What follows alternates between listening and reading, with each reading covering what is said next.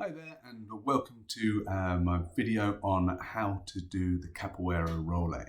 So, we're going to start in a crouched position. If you were doing Capoeira normally, you'd be coming either from maybe a block position or standing position, but just to keep things simple, we're going to start in a squat position, hands either side. Now, our first thing we're going to do is the way we're going to roll.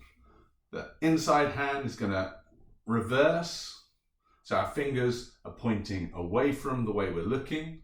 Hand goes down. We're trying to, as best as possible, to keep our feet and hands in a straight line.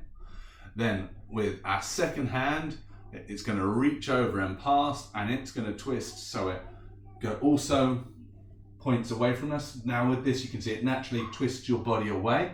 So we try and keep looking forward for as long as possible when we're doing capoeira, so we see the person who we're doing capoeira against.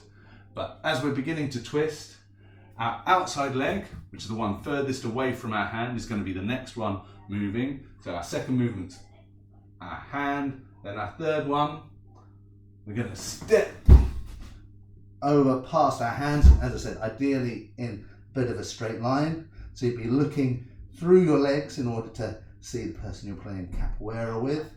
And then the fourth movement, you're going to step the last foot that hasn't moved over past the other foot, and with this we're now going to pivot on our inside foot. So we're twisting, coming back to the way we're starting, and you can see as our hands come up, our body twists to face the way we're going. I'm doing a video to help the children do a capoeira role. So I'll just show you now a little bit quicker. So we go 1, 2, 3, 4. You can see facing the same way that we started. And again, we start 1, 2, 3, 4. So a real nice spring. You can see how that creates a nice movement flow. I hope you've found that useful. And if you've got any questions, please just post them in the comments. Thanks very much. Bye.